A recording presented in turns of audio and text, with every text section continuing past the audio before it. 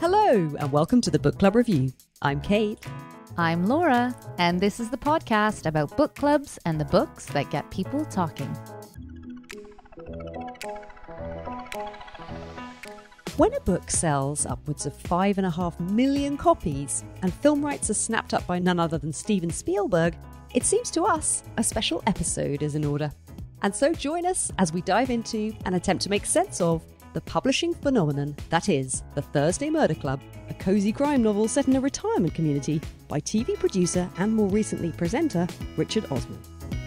It's an episode of two halves, kicking off with Kate and two very special guests who'll give The Thursday Murder Club the full book club treatment.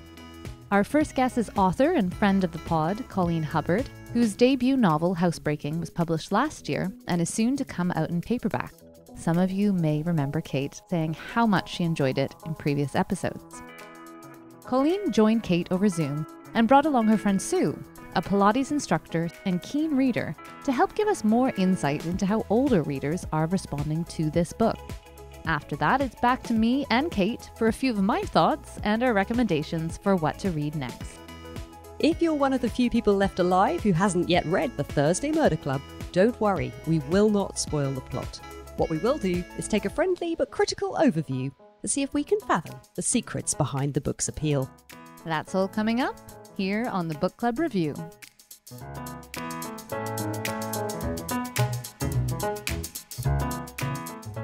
Welcome, Colleen. Welcome, Sue. It's lovely to have you both joining me. Thanks for having us. Colleen, before we get started, tell us about your novel Housebreaking. I just saw the cover of the paperback online, which is really striking, picking up on the theme of your main character, unbuilding a house with her bare hands. Tell us more. Housebreaking is about a young woman who decides to dismantle her house. It's a book about loneliness, about family ties, and about really important transformational friendships. I think in terms of publishing categories, it probably falls under book club book. For some people, probably under women's fiction, under family dramas. But we will get, I think, into more discussions about publishing categories later. I think you're right. I think it would make an excellent book club book.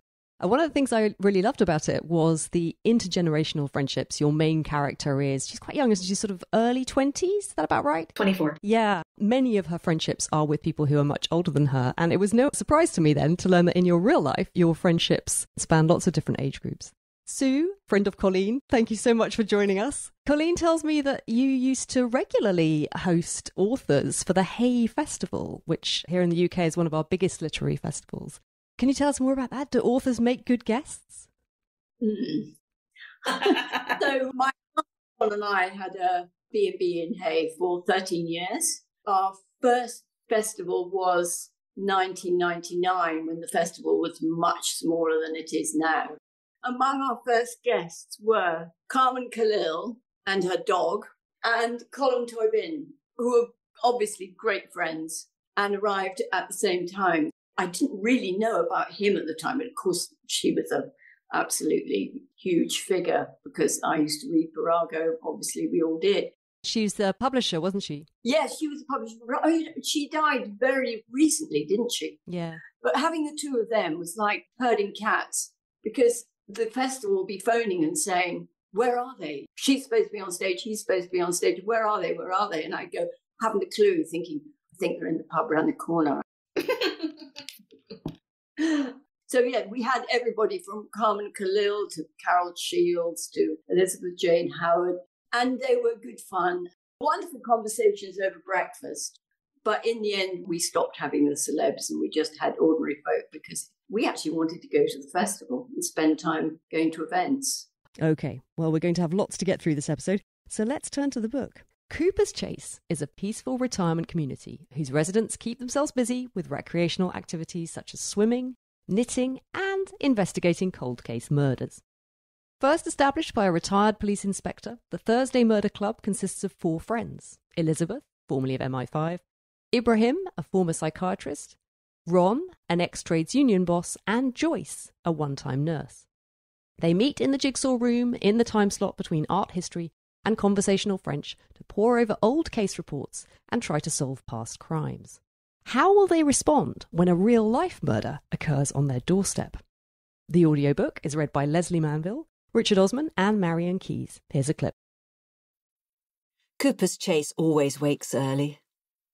As the foxes finish their nightly rounds and the birds begin their roll call, the first kettles whistle and the low lamps start to appear in curtained windows.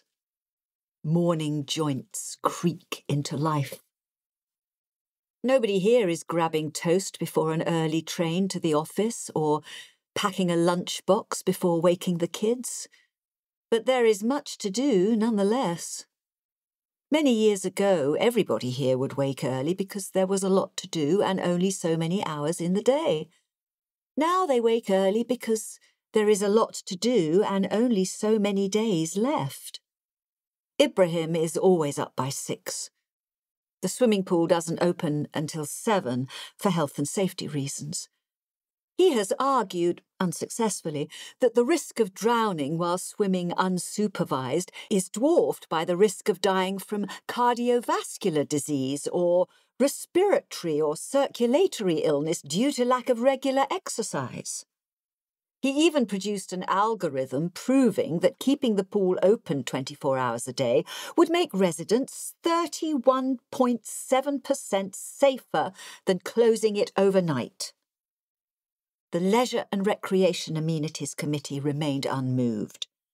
Ibrahim could see that their hands were tied by various directives and so held no grudge. The algorithm was neatly filed away, should it ever be needed again. There was always a lot to do. I should also give a little bit of information about Richard Osman for listeners outside the UK who might not be so familiar with him. It's fair to say, I think, that he's attained the status of living national treasure here in the UK. He was on Desert Island Discs, who introduced him with this helpful summary of his career so far. Richard Osman is a broadcaster, TV producer and writer. His first novel, The Thursday Murder Club, was a publishing phenomenon, selling more than 1 million copies, and the follow-up, The Man Who Died Twice, became one of the fastest-selling titles since records began.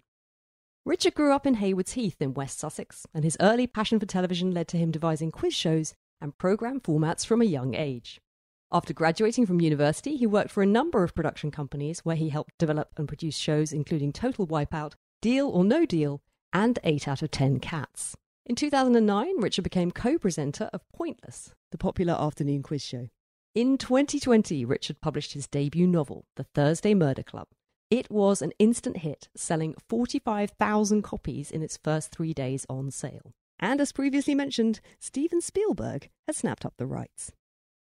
I didn't know anything about Richard Osman before prepping for this show. I don't watch much TV, and when I do, I'm just not watching things involving Richard Osman.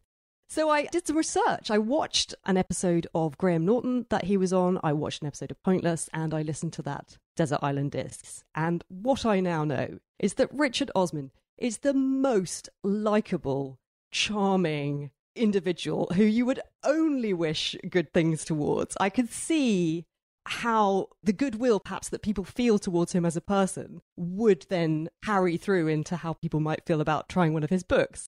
I do watch Pointless because my husband loves Richard Osman shows. So I've seen all of them, and House of Games, and he was on Taskmaster as well. And I think that you're right that he comes across as someone who is very intelligent and very accomplished, but he doesn't use it as a cudgel against anyone else. He just comes across as very kind-hearted and a reasonably normal person, considering his enormous accomplishments even before he came out with this book.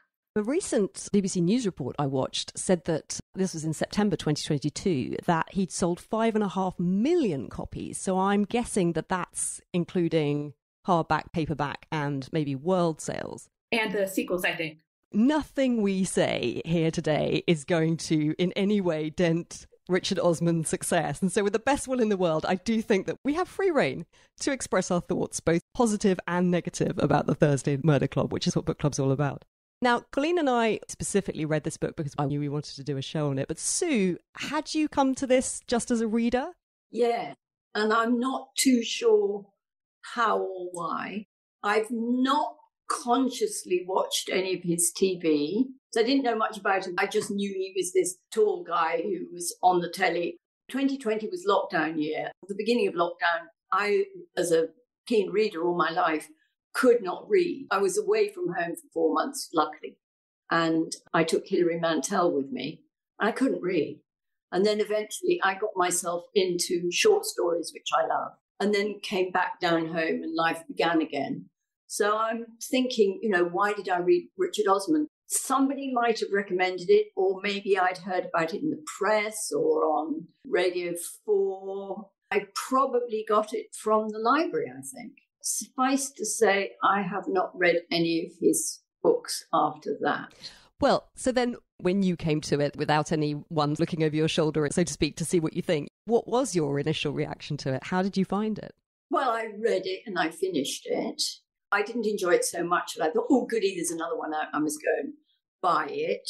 I'm thinking, as an older person, it's quite interesting to read a book where older people are having fun and getting up to whatever they're getting up to, and they're not just blocking beds, which is rather what one feels at the moment. So that is the plus, I think. But no, I can't say I found it tremendously engaging. Colleen and I were talking to a friend last week who really loved it, didn't she, Colleen? She really loved it. And I think for her, one of the things that she mentioned that feels very specific was the time of reading it.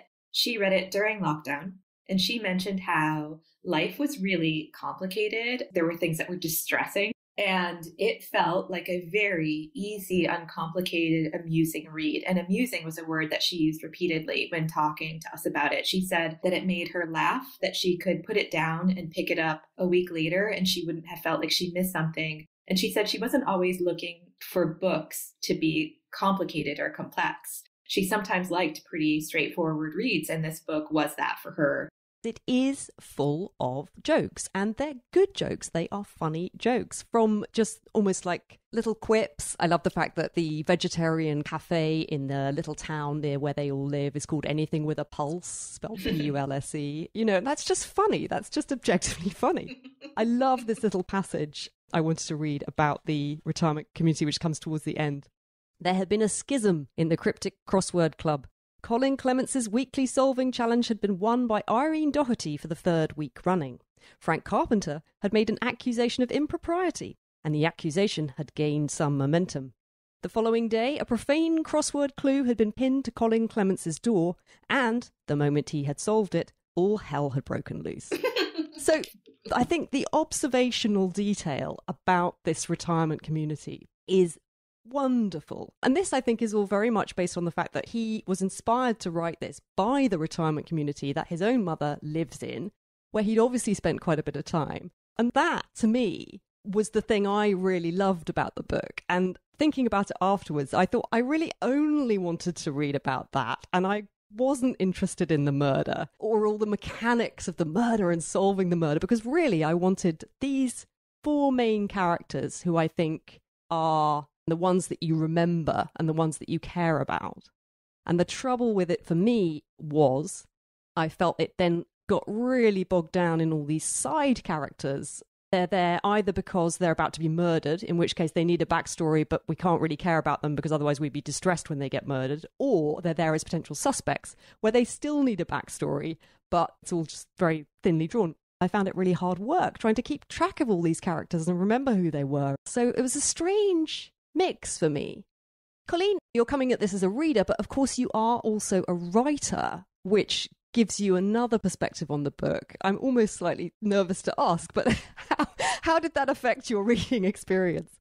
I kept thinking about the publishing phenomenon that is this book, which is really interesting to me, and was really interesting as well because when Richard Osman's book came out was around the time that I sold my book and started my publishing experience. So I had an insider view as a person with a book coming out whose book was, if you work in publishing and you're listening to this, a drop of cold sweat is about to roll down your spine. My book was a quiet book, which in publishing terms means it didn't sell a ton of copies, but it also wasn't expected to sell a ton of copies.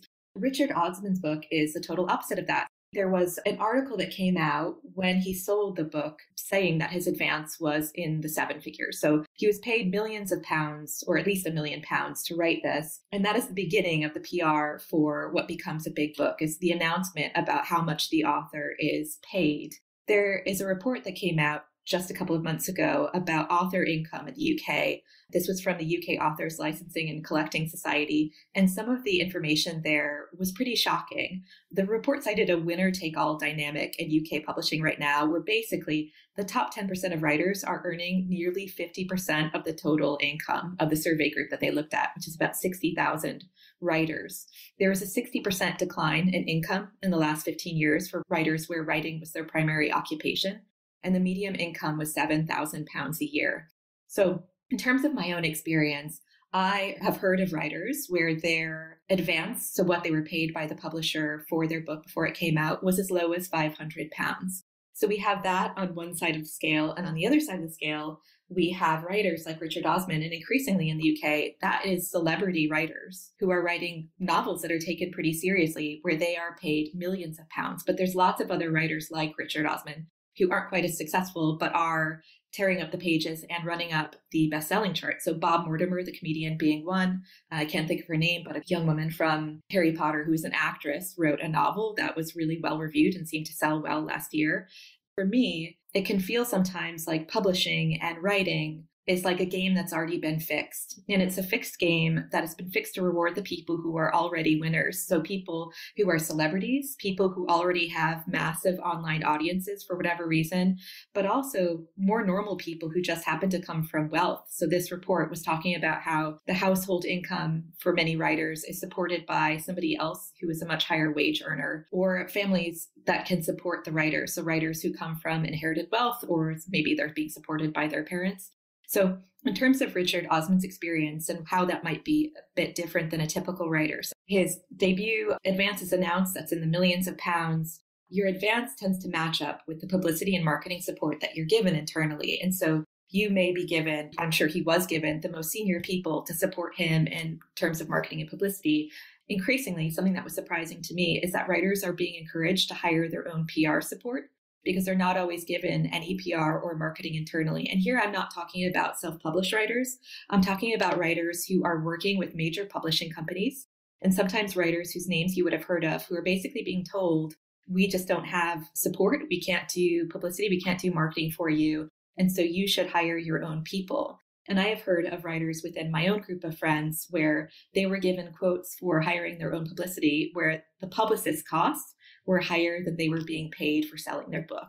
So that is pretty shocking, and I think has put us in a situation where winner take all is a very good description of that dynamic. We talked a bit about Richard Osman as a person, and I have to say, yeah, he seems really charming and wonderful, and I can only be happy for him and his success. But I do wish that there could be a fundamental look at how publishing works, so that that gap between people who are already celebrities and being paid £1 million for their book wasn't quite so big when compared to people who are being paid £500 for their book and then told to spend £20,000 on publicity.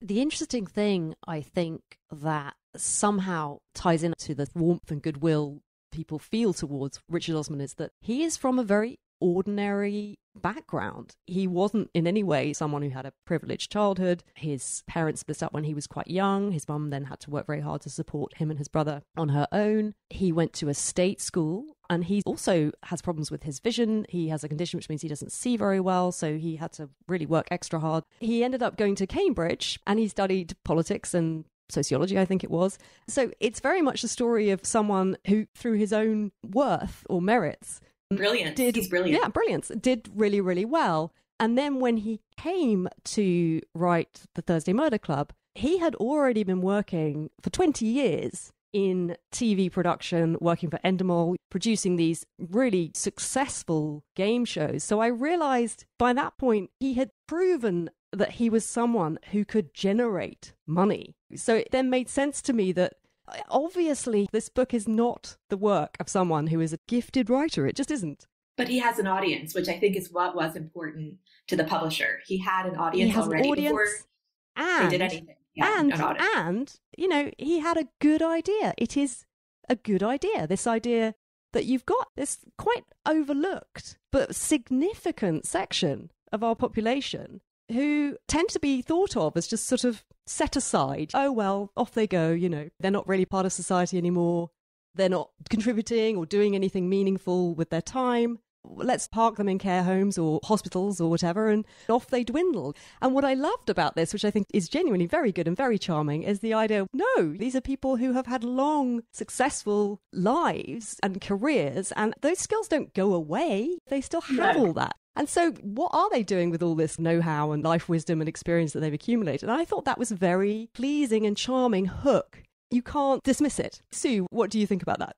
I think you're absolutely right. I remember in my career as a fitness teacher of various kinds, going to a masterclass once on fitness for the over 50s. And the woman said, well, you know, they used to have very good jobs. And I thought, in what way does their very good or not very good job have any relation on how you would do exercise with them? And I'm sitting there in the front row, clearly older than most of the other people around. I was so angry. I drove home so fast afterwards. I got a speeding ticket. I was just so angry with her. Because, you know, why should you stop doing something because you're older if you're good at it and you enjoy it and people want you to do it? Colleen, who doesn't come from UK, had not heard of Mary Wesley, who started writing when she was 80. The Chamomile Lawn? 70. Exactly. The Chamomile Lawn and many others. Yeah, that's the one I've read. She's reputed to have been 80. Another friend of Colleen and mine was asking, because she wanted to read her, and I said, oh, I've got some here. And they're another kind of book that people think, well, you know, it's just a pretty average kind of a read. Cozy, domestic. Well, actually, she's not that cozy. Actually, for the time, which was probably the 70s, I guess, when she was writing, you know, there's quite a lot of sex and rock and roll. I don't know about drugs. She went on writing and she was very successful.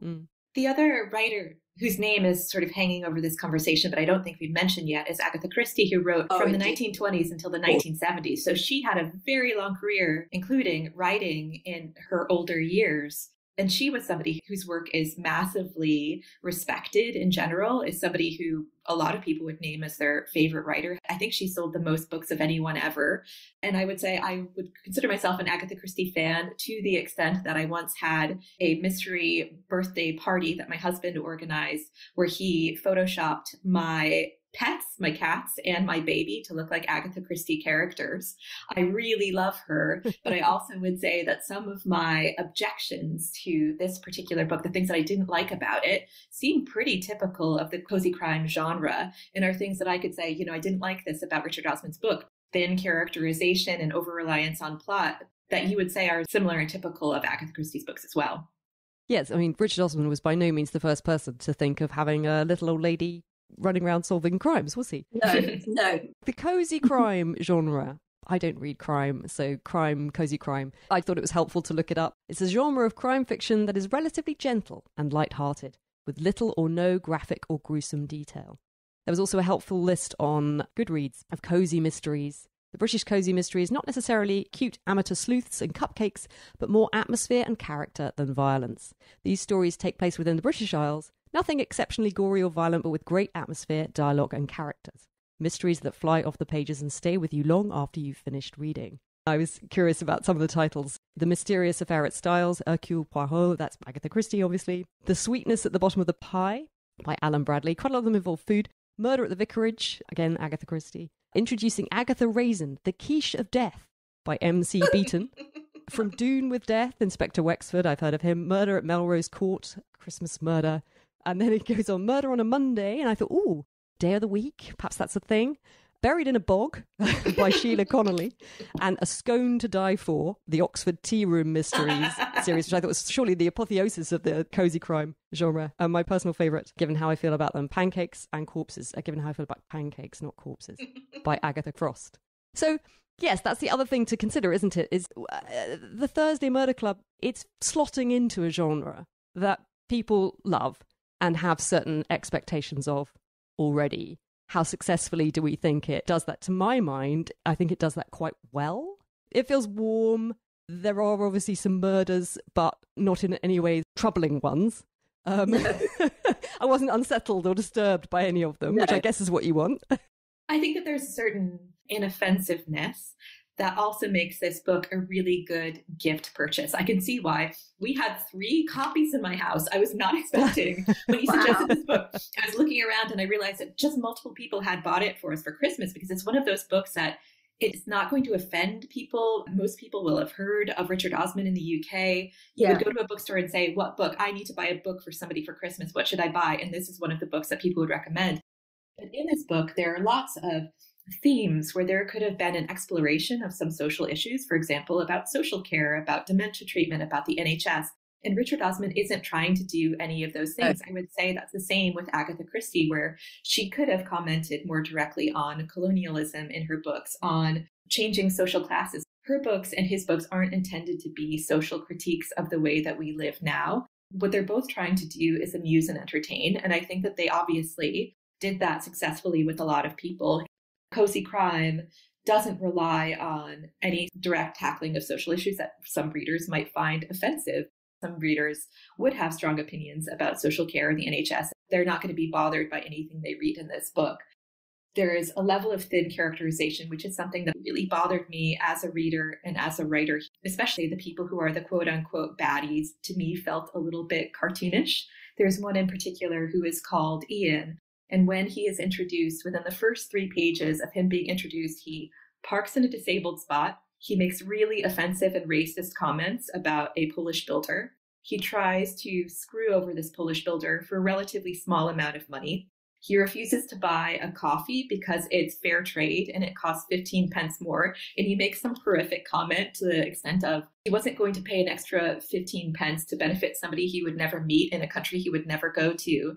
And then after having this ridiculous back and forth dance about paying this builder £3,000 or something that he's owed, he gets into his car, which is a Range Rover, in which he has had gold plated, and he makes himself a smoothie with a particular type of Icelandic yogurt. There's another baddie who is a sort of gangland drug dealer who's similarly dressed in a sleeveless vest and tattooed and has all of the hallmarks of being a real baddie. If you ask a 10-year-old what a baddie looks like, they would probably draw this guy. That still, though, slots very comfortably within Cozy Crime. I know you were saying to me, Colleen, that this is very, very popular in the United States. And you were saying you don't quite understand why. And I'm not quite sure that I understand why, because would that signal a villain to somebody in Minnesota or whatever state it might be, who perhaps hasn't been to UK or traveled very much? The question of cultural translation was fascinating to me as I was reading this book, because so many of the jokes and so many of the details seem incredibly British. It's so specific. It is so specific. And that's why it's funny. You laugh with this kind of delighted recognition because he nails all these common everyday things. But I can't imagine any American reader, any European reader, what are they going to make of it? But it does seem to have done okay. It's sufficiently bulletproof that it even survives taking out all the cultural references and the jokes, apparently. Yeah. It's interesting. On my travels, when I used to travel a lot more, I remember meeting a couple from the States, and they had been watching something on TV that I've never watched. I think it was Doc Martin. You're right. God, you've got such a good memory. And they were appalled that I never watched Doc Martin and wasn't up to speed with characters or anything like that. I think Doc Martin is set in the west of England, in Cornwall, in a fishing village, something like that. So I guess that seems like the sort of place that you would visit when you come to the UK on your holidays from somewhere different. Would be a nice place to go. Nice scenic-looking pubs. There is a posh restaurant, isn't there, in the Thursday Murder Club? I mean, the food, I thought, in Thursday Murder Club has quite an interesting role to play, doesn't it? And yes, the residents of Cooper's Chase have access to this really fantastic gourmet restaurant where the food all sounds absolutely mouth-watering. And one of the funny ongoing jokes is that they're constantly having incredibly boozy long lunches because they don't have offices to go back to, They're living it up. 2 bottles of red wine. Yeah. I mean, I loved all that. I thought there was a certain amount of wish fulfillment in that because it is a bit of a fantasy. I mean, few people... Not to say these places don't exist. Richard Osman's mother lives in one. But thanks, presumably, to his fabulous earnings that have enabled him to help her buy a place there. I think he said that quite openly on that lovely Desert Island Disc, was that one of the great pleasures of his success has been being able to give things back to his mother after all she gave to him. But the majority's experience of older life is not going to be that. You could see how you might wish that it might be, and it's quite nice to fantasize about that and know that such places exist, maybe. I think Sue knows this, but I live right now next to a retirement community. It's not a luxury retirement community. It's very nice. It's on a canal. People who live there are more normal people with normal incomes. However, there is a level of storytelling, gossip. Everybody knows each other's business. That felt very familiar to me. And that was, for me, the most enjoyable part of reading the book. I liked that sense of these people who were very good at things when they were young and working, continued to be good at those things when they were older and retired. And yet that sense of this gossipy, in this case, extremely high-end retirement community just felt very truly represented. For me, the heart of this book was the character of Joyce, who is the one who used to be a nurse. One of the structural devices he uses is that we have her diary. And I just wanted to read you a little bit that stood out for me. She says, "We arrived at Charing Cross 14 minutes late due to the slow running of this service, which Elizabeth had a good mutter about. I didn't need the loo on the train, which was a blessing. Last time I had been in London was for Jersey boys with the gang, which was a while ago now. We used to go 3 or 4 times a year if we could. There were 4 of us. We'd do a matinee and be back on the train before rush hour. In Mark's, they do a gin and tonic in a can, if you've ever had it. We would drink them on the train home and giggle ourselves silly. The gang is all gone now. 2 cancers and a stroke. We hadn't known that Jersey boys would be our last trip. You always know when it's your first time, don't you? But you rarely know when it's your final time. Anyway, I wish I'd kept the programme." And so every so often, this book would just blindside me with a moment that was so poignant and so moving. And my mother is in her late 70s, and she has a little gang. And they do this. They go on these trips. I'm always really happy because I know that she's got this group of friends. We don't live so far away. I see her relatively frequently, but I'm not in her life. And I think one of the things that felt poignant about this story and these characters in this community is that they all have children and grandchildren. They're mentioned, but they're not really present in their lives. You know, they're off, they're busy, they're doing their jobs, they're working, and that's very much unsaid, but the way things are. There were just moments that really did tug at my heartstrings. Later on, she says, "In life, you have to learn to count the good days. You have to tuck them in your pocket and carry them around with you." Just little moments like that. I felt he was getting better at writing as he wrote this book. And it was no surprise to me at all when someone mentioned on Instagram that they'd read the next 2 and that they're better.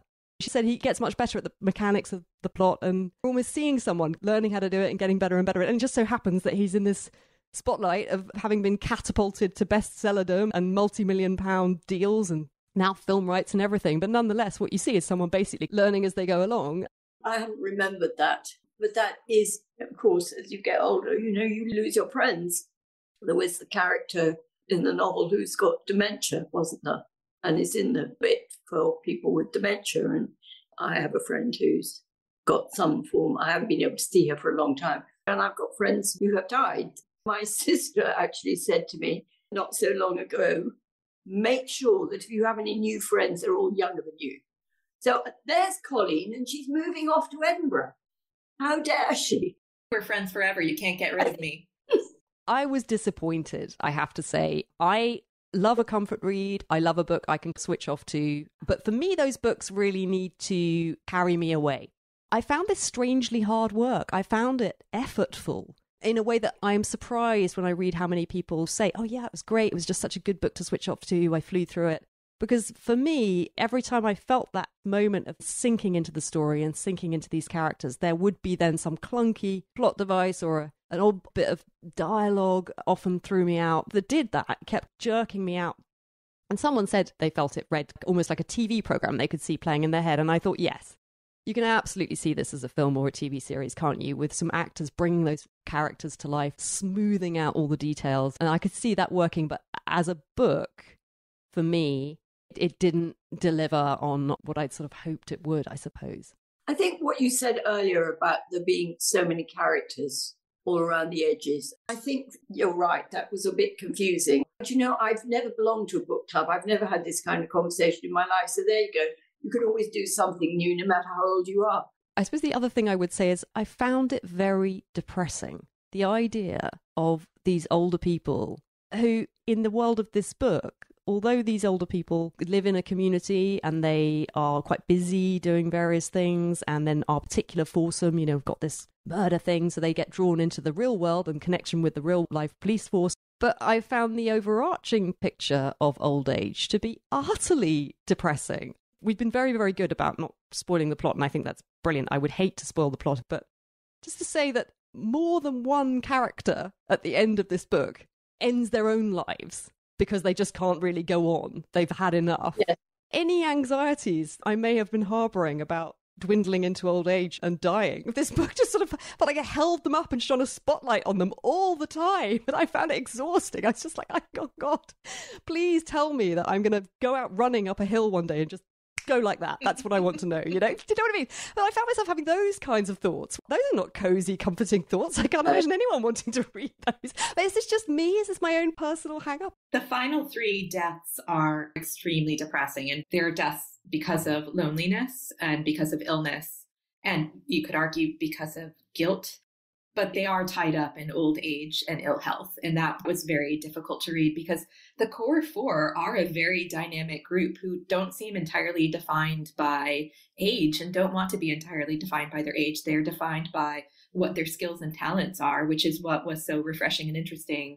And yet the side characters are sort of defined by loss and grief and ill health, and how they meet their end really is a result of that.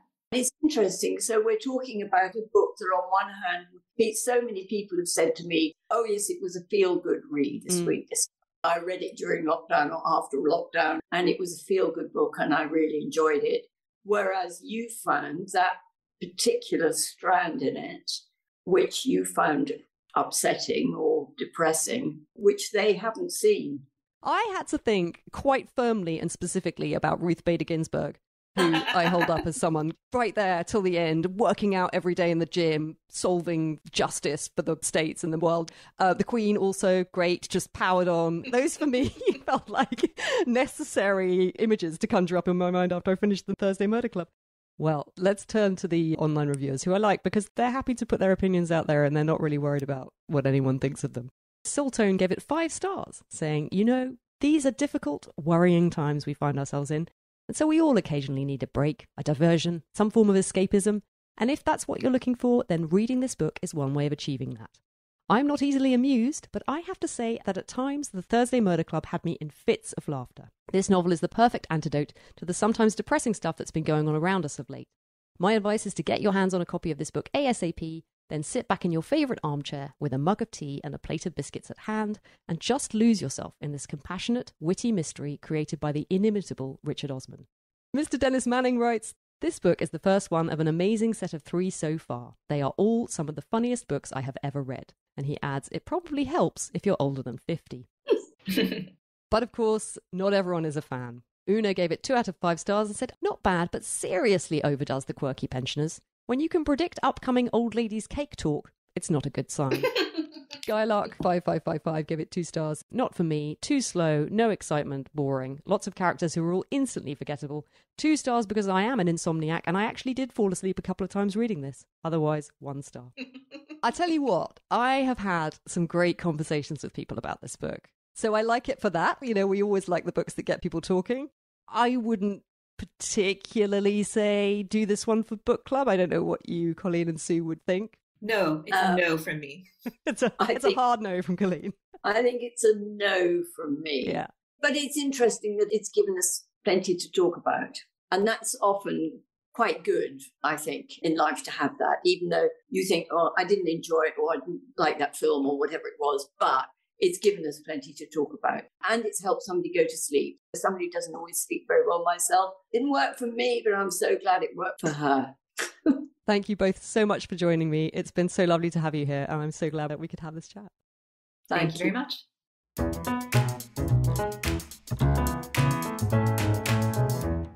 Laura, when I proposed doing an episode on the Thursday Murder Club, as is often the way, actually, I'm conscious that I was slightly imposing a reading task on you that you wouldn't necessarily have chosen for yourself.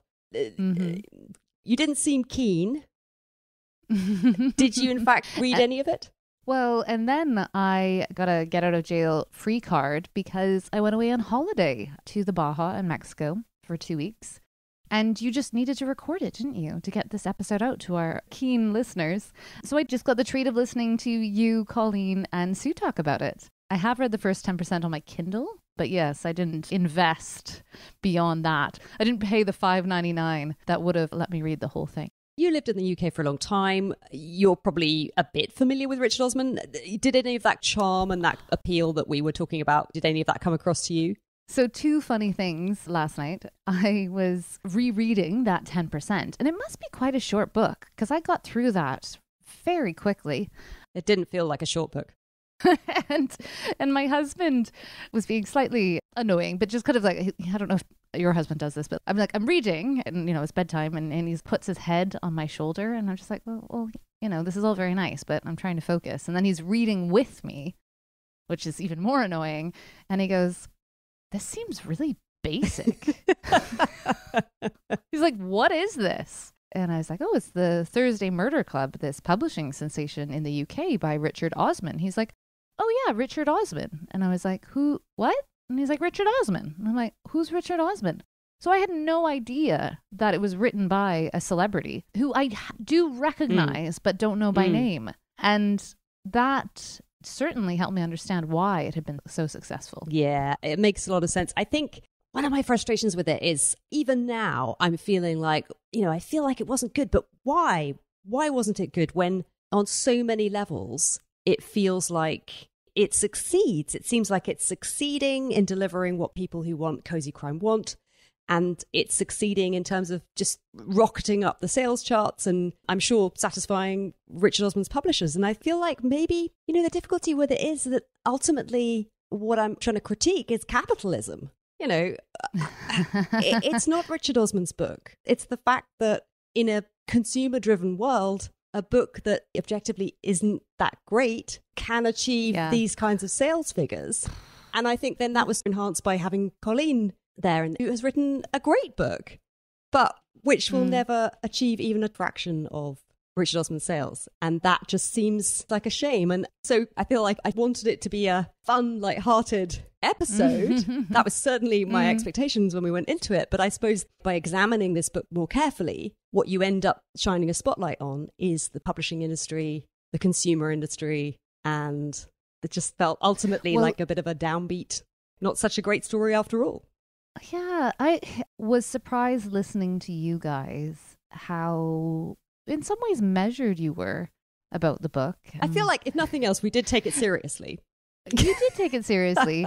And you also, I think, explained in large part why it is a publishing phenomenon. Partially Richard Osman's celebrity. But as you said, he's an ideas man. He knows how to hook people. And he has primarily done that through TV shows and quizzes.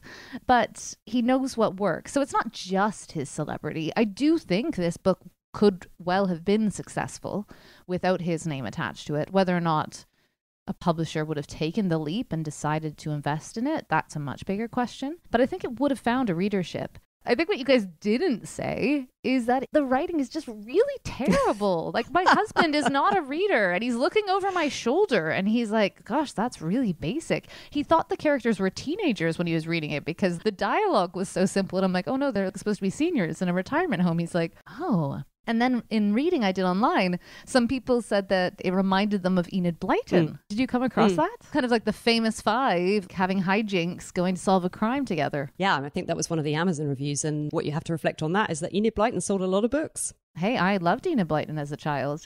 And I kind of want to read this book now. I don't want to buy it, but if I see it on someone else's bookshelf or if I can find a copy at the library, I think it's going to have to be put in front of me, served to me on a silver platter. But I'm really curious now. I'm really curious about the plot and the crime and the offing of random characters. The one thing we can say about this book is that it is highly likely that you will come across a secondhand copy. In my own local bookshop, there were, I think, 4 copies of the Thursday Murder Club on the shelves. I think that also tells you something. It's a book that maybe people pick up and enjoy reading once, but once the crime has been solved, I think you're unlikely to ever want to read it again. And yeah, there are just an awful lot of copies of this book floating around. Okay, all right. Well, let's think about our follow-on recommendations. Did anything come to mind for you? Well, like you, I don't read a huge amount of crime. I have dabbled with Agatha Christie and enjoyed them very much. I can see why people turn to Agatha Christie when they're looking for a comfort read in the way that we turn to Georgette Heyer's romance novels. What came to mind for me was The Sanatorium by Sarah Peirce, which is another recent bestseller. It's not cozy crime. Yeah, that's not cozy at all. No, but at the same time, it's not dark, sinister Northern European crime. I'd say it falls somewhere in the middle. Is that fair? You know, if you've read The Magic Mountain by Thomas Mann, then your idea of a Swiss sanatorium is going to be very cozy, nice food. It's funny. I should tell listeners a little bit about that one, just for context. I read that on holiday, and it was a palate cleanser. And I do think context is king sometimes when you're reading a commercial novel. If you're primed for something easy, and that's what you're looking for, you can be very uncritical. And so Kate's read this novel, The Sanatorium, after I sort of raved about it as light fiction. And, well, I won't put words in your mouth, Kate, but what did you think? It was way too dark for me, but I agreed that what was great about it was that she was very good at keeping you guessing. There were a lot of jump scares in it, which you don't really expect when you're reading. It was quite something. The novel's set in a luxury hotel, former sanatorium in the Swiss Alps, and a young, tortured detective, she's still only in her late 20s, has traveled to the hotel to attend her estranged brother's engagement party. But then people start to go missing, and it goes on from there. I thought it was a crowd pleaser. Very different, I think, an example of what crime can achieve, and in some ways I think this book should have been recognized with awards beyond the genre, is The Witch Elm by Tana French. It's a really dark, disturbing study of a young man's life unraveling after a brutal beating that's left him with brain damage. And this coincides with a skeleton being found in a witch elm that grows at the bottom of his family home's garden. And our protagonist doesn't know if he put it there. He doesn't remember because of this beating. This is a real psychological thriller. There's a very deft study of white male privilege and what it feels like to lose that through disability. I don't want to read any more Tana French because this book got under my skin. I know she's great. I can see it. She's a wonderful writer. I think she's one of the queens of the genre as I understand it. But no, thank you. Too much for me. I think in a way that's also something that it feels like people who love this genre enjoy, is knowing that there are other books in a series that they can go on to. It's a bit like fantasy. It feels like a big part of its appeal. I thought a bit more carefully about the cozy crime aspect. I didn't have any contemporary recommendations because it's just not a genre I ever really read. But going back into the past, I came up with something that I believe I've recommended to you in the past. I'm not sure if you ever got around to reading it. And that's a book by Georgette Heyer, who we both love. She, in addition to her romances, it's perhaps less well known that she also churned out crime novels. She wrote probably about 20 or so crime novels. And when I was in my keenest phase of Georgette Heyer appreciation, I systematically read my way through all of them. I found almost all of them incredibly disappointing. They didn't really work for me, and I didn't think they were anything like as good as the romances. But there was one. Actually, one of the first ones I ever read, the thing that made me realize that she wrote these crime novels. It's called Death in the Stocks. And it is a classic crime caper. You've got this corpse that's found in stocks, you know, like sort of medieval stocks that are still standing on this village green. So he turns up, and then you gradually get to know the various other members of his family. There is Detective Superintendent Hannaside of the police force, who is one of Heyer's recurring figures. This is one in a series of books where he's a central figure. But in fact, the main character doing the investigating here is a family member. He's a lawyer. His name is Giles. And he is the classic grey-eyed Georgette Heyer hero in a way. That was all the hook I needed. But what I love about this is that the characters are good. Much better. They always are. Yeah, well, no, I don't agree. See, and it feels like in a way, maybe this is the thing. It seems like that's not perhaps such a essential feature of a crime novel. It feels like well-drawn characters. I meant in a Georgette Heyer. No, I think, or at least well, this is my point of what I was surprised about. It feels like a lot of her crime novels, the characters aren't really very well-drawn. They're very thin and sketchy. And what I love about this particular one is that the characters do feel really rich and rounded, and they're very charming, and it's a good mystery as well, I think. She keeps you guessing quite well. Not me, because I've read it about 10 times. But yeah, I really recommend that. It's really worth seeking out. And another one, probably from around the same era, that's a curiosity I stumbled across in the Oxfam bookshop the other day, is by A.A. Milne. Before he found fame with the Winnie the Pooh novels, he wrote a detective novel. I did just want to read a bit from the introduction because he's quite thoughtful about detective novels in general. He says, "I have a passion for detective stories. Of beer, an enthusiast has said that it could never be bad, but that some brands might be better than others. In the same spirit, if I may use the word, I approach every new detective story. This is not to say that I am uncritical. On the contrary, I have all sorts of curious preferences, and the author has to satisfy me on many strange matters before I can award him an honorary degree. Thus, to take a point, I prefer that a detective story should be written in English. I remember reading one in which a particularly fascinating murder had been committed, and there was much speculation as to how the criminal had broken into the murdered man's library. The detective, however, said the author, was more concerned to discover how the murderer had effected an egress. It is to me a distressing thought that in 9/10 of the detective stories of the world, murderers are continually effecting egresses when they might just as easily go out. The sleuth, the hero, and the many suspected all use this same strange tongue, and we may be forgiven for feeling that neither the natural excitement of killing the right man, nor the strain of suspecting the wrong one, is sufficient excuse for so steady a flow of bad language. On the great love question, opinions may be divided, but for myself, I will have none of it. A reader, all agog to know whether the white substance on the muffins was arsenic or face powder, cannot be held up while Roland clasps Angela's hand a moment longer than the customary usages of society dictate. Much might have happened in that moment, properly spent. Footprints made or discovered, cigarette ends picked up and put in envelopes. By all means, let Roland have a book to himself in which to clasp anything he likes, but in a detective story, he must attend strictly to business." And it goes on.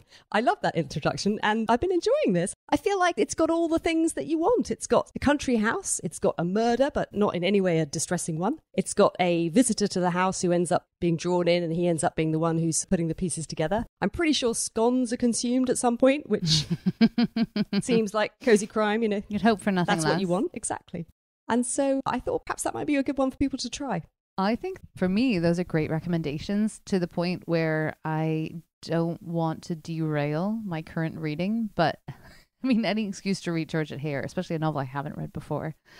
I think those are great. Did you see the Agatha Christie series that came out around Christmas a few years ago? Gosh, it's probably like 8 years ago now. No.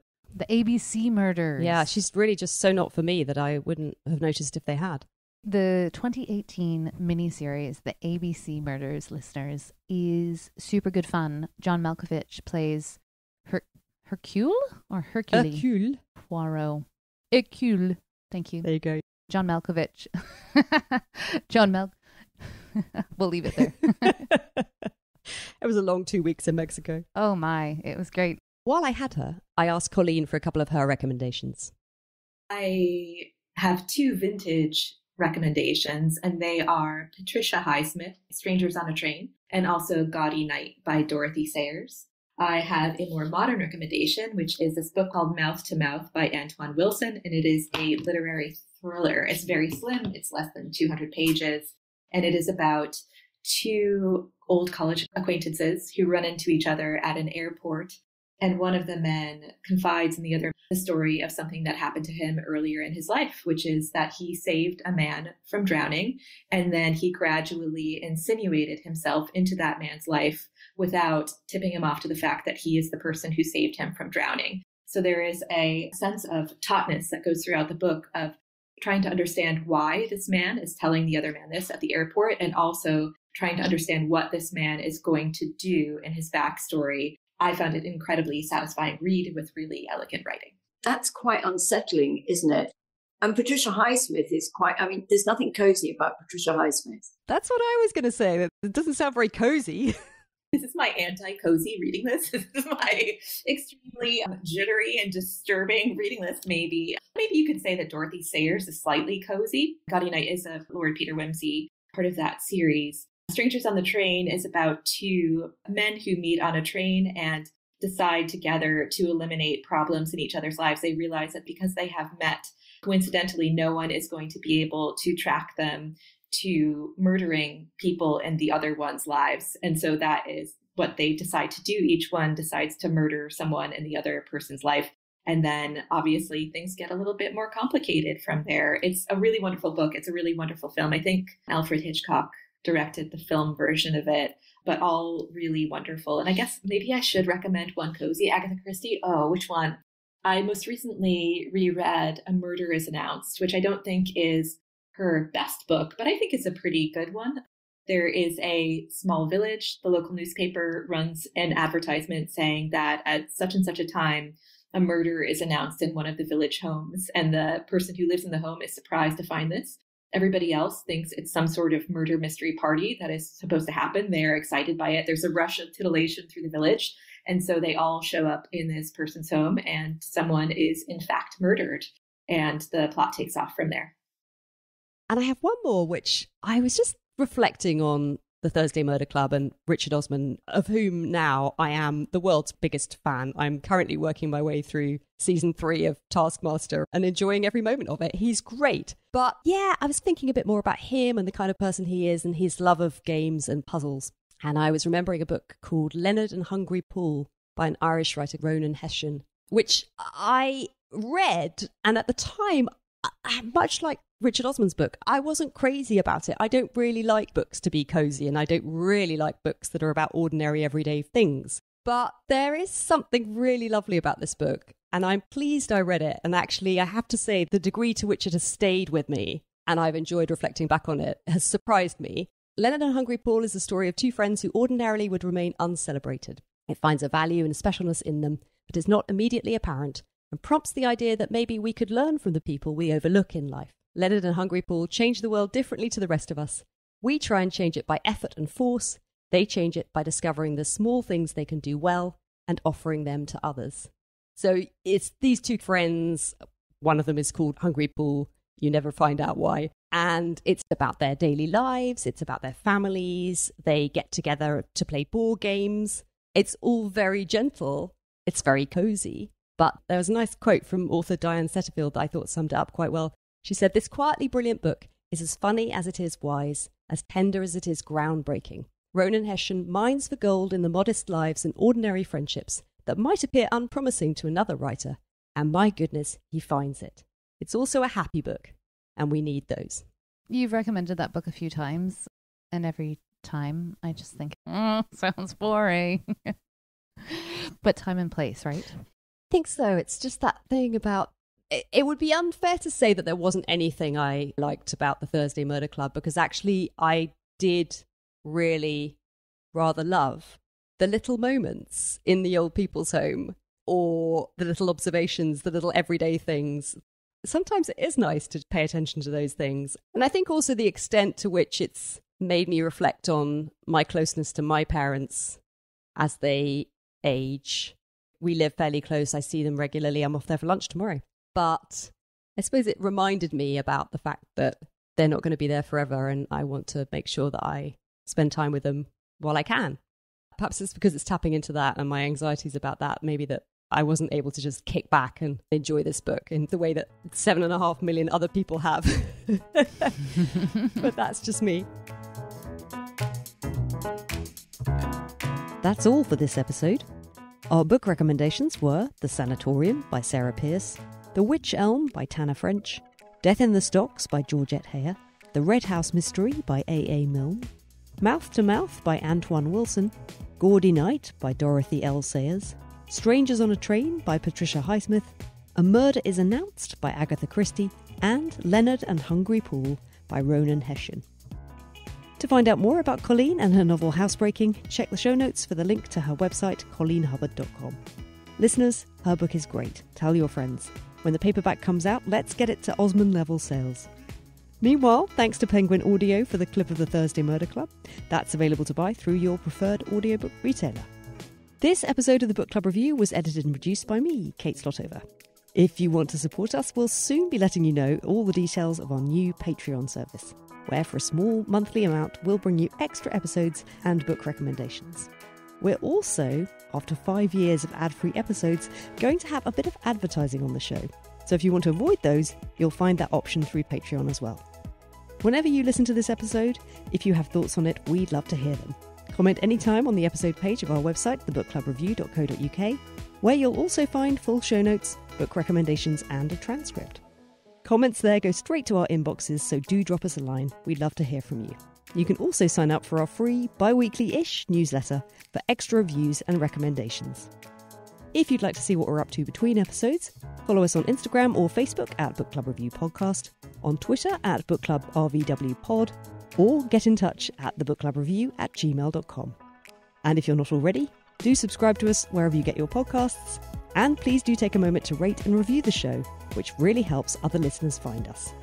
But for now, thanks for listening, and happy book clubbing!